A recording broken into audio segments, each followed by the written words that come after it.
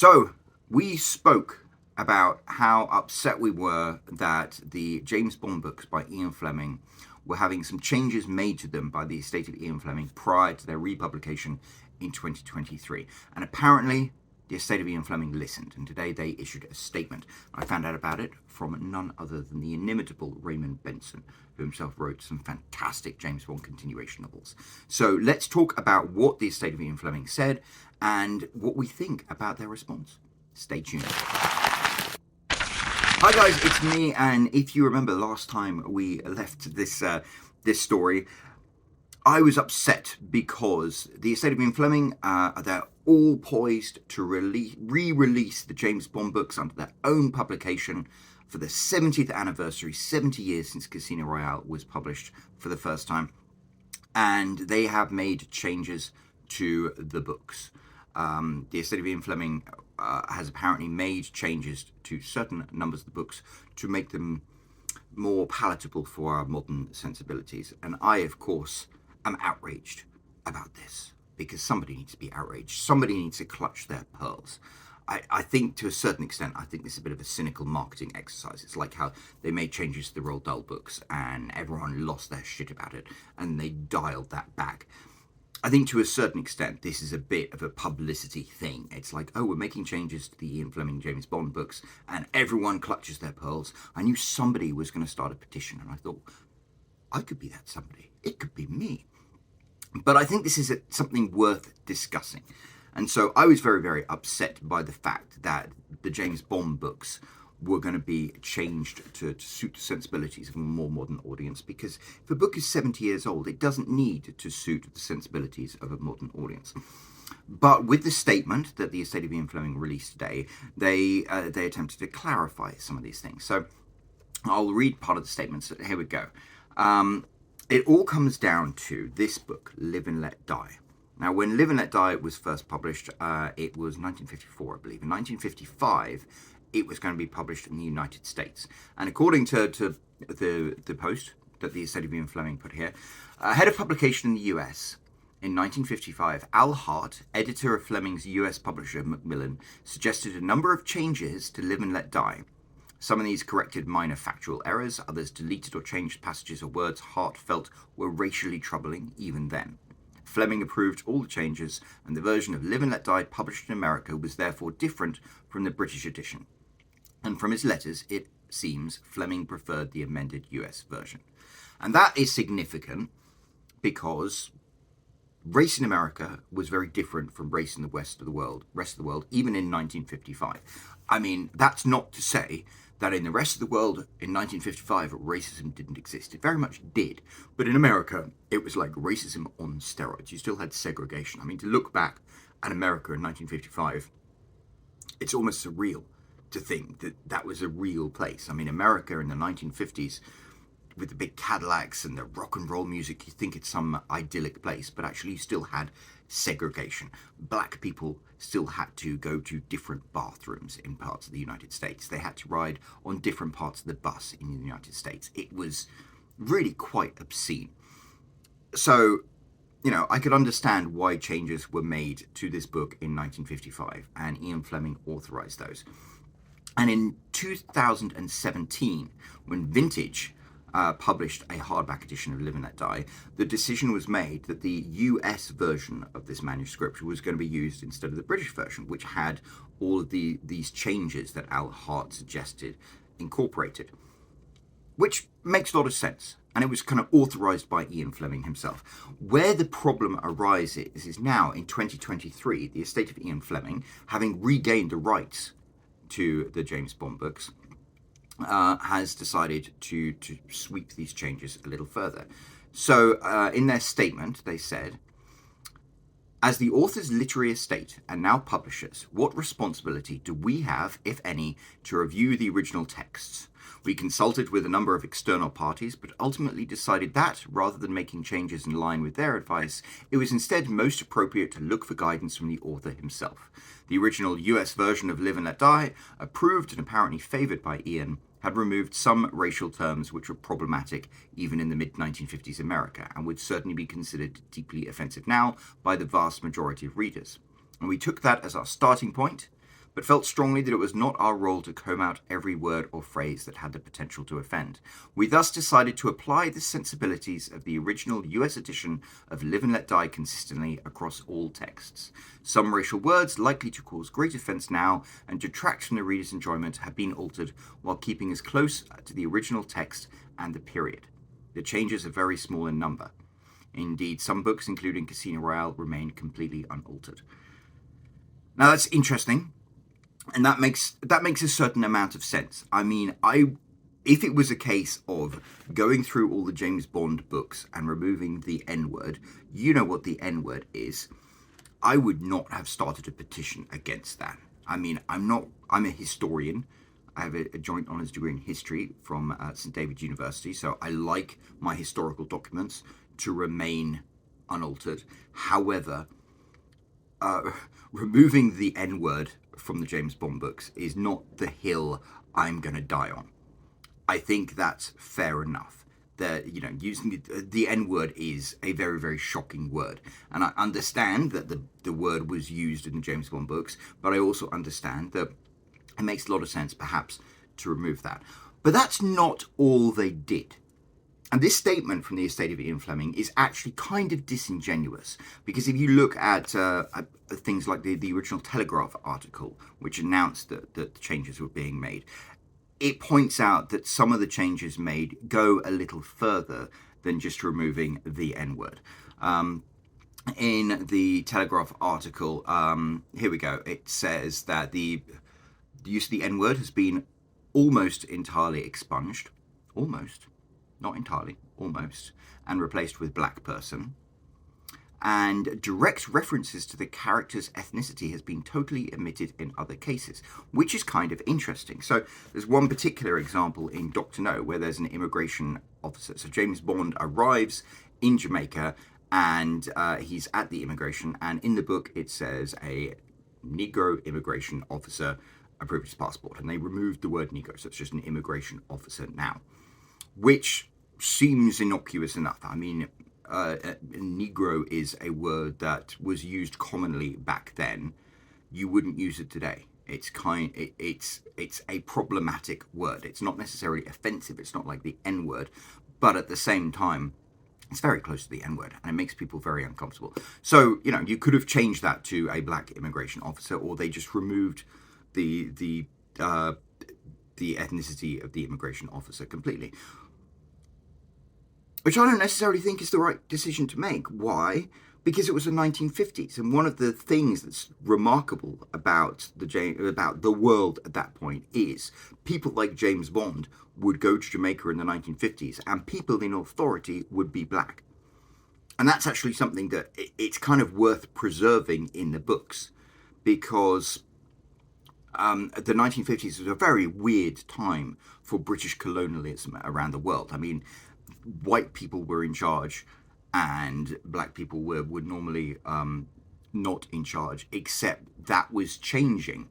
And as colonialism died out, black people throughout the world were getting more authority and more agency to be able to govern themselves and overcome the yoke of the British Empire. So I actually think, from a historical perspective, it is interesting that the immigration officer that James Bond met was black. I think that's worth keeping in the book. And so I don't think it's a correct decision to remove that. Another aspect is, let's see, I'm going to just scroll through here. There's another part in particular. Here we go, in Live and Let Die, this book here, where James Bond is talking about the African diamond trade. And he refers to black people in the African diamond trade as being pretty law-abiding chaps, I should have thought, except when they've drunk too much. And that has been changed to pretty law-abiding chaps, I should have thought, period. Now, why was that change made? Is it because James Bond talking about African people and suggesting that they, as long as they hadn't drunk too much, was suggesting that African people were drunkards? And that was a perception that was very common, especially among like white people during that particular period. And so I guess the decision was made to remove that because they didn't want people thinking that black people, African people during the 1950s were a bunch of drunkards. But when you look at the historical context of it, the reason there was this perception that Africans were drunkards is because of colonialism.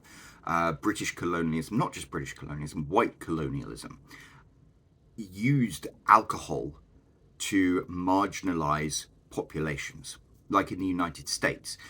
Introducing alcohol to the indigenous populations, to Native Americans, decimated their communities. And to a certain extent, around the world, in places that the British owned as colonies, they used alcohol to disrupt the black communities and the native and indigenous communities. So it's a little snapshot of like history when James Bond says they're pretty law-abiding chaps, I should have thought, except when they've drunk too much, because it was British colonialism and, like, dare I say it, sort of a white supremacist thought that, hey, these people are a bunch of drunkards, whereas it was actually British colonialism feeding them alcohol to keep them marginalized, to keep them underfoot. So to remove that kind of removes a certain amount of historical context that is interesting to look at in retrospect. If you read that section without any understanding of it, you're like, oh, were all these Africans drunkards? Let's Google that. Let's look that up. Oh, isn't it interesting? I actually have there's a very fascinating paper written about it.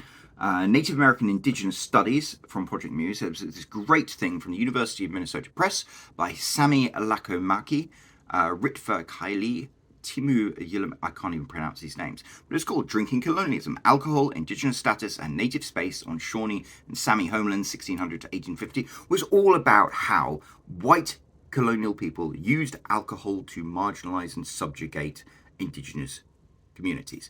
And so if you remove just a tiny word like that, because you don't want to upset anybody, you're also removing an important part of historical context to these books.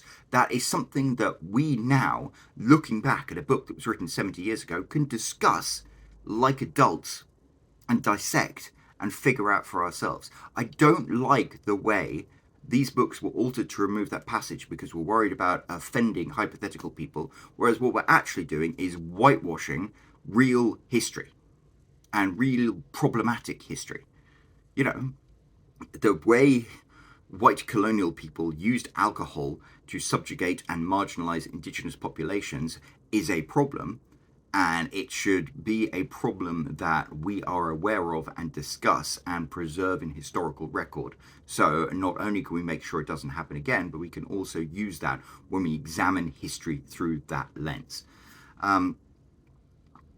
There's another section in, what is it, Live and Let Die, where James Bond is in Harlem and he's at a nightclub. And the original passage is, Bond could hear the audience panting and grunting like pigs at a trough. And that got changed to, Bond could sense the electric tension in the room. And so it's like, okay, James Bond is in Harlem and he's at a nightclub. And apparently the implication there is that black people are at this nightclub and they are snorting like pigs in a trough because black people are like pigs, I guess. I don't really know why. I mean, God, have you ever gone to a nightclub in England with all the pale, pasty, chubby English people snorting like pigs at a trough? It's problematic to me where you have a book and you change sections like that unnecessarily. I mean, I don't know what it's troublesome to me. And it's also, the statement that the estate of Ian Fleming put is disingenuous because they're not removing, racial terms. They're not just removing like the N-word and troublesome things. They're also rewriting certain passages that don't need to be rewritten. And I think they're actually, diluting and whitewashing certain elements that should remain, that don't need to be changed. And I really don't like that. When all this stuff with Roald Dahl happened, and the scandal before Ian Fleming was how they were changing some of the Roald Dahl books before they republished them. And one particular thing was Willy Wonka and the Chocolate Factory. And there's this enormous boy called Augustus Gloop, I think. and they changed his description from being enormously fat to just enormous. And the whole point of Willy Wonka and the Chocolate Factory was all these children each personified, a sin, one of the 7 deadly sins. Augustus Gloop, it was gluttony. And he was enormously fat, and fat was used as a negative term. And that's okay, because his fatness was a negative thing. And by removing it and just putting it enormous, it dilutes the whole point of it. It stops it being a morality tale about not being greedy or gluttonous or sloth-like, or all of these different things that were important to the moral context of the story. And in the same way, these changes that have been made to the James Bond books, they go beyond just changing troublesome racial terms and start actually rewriting certain elements. And I know it's well-intentioned,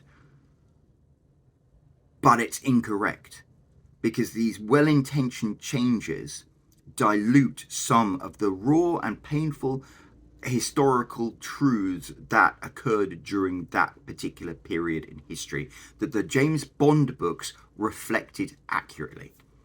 So I think that the statement that the estate of Ian Fleming made, I can understand certain changes they made, but I think it's disingenuous, because they're not actually telling us the truth about the extent of the changes that were made.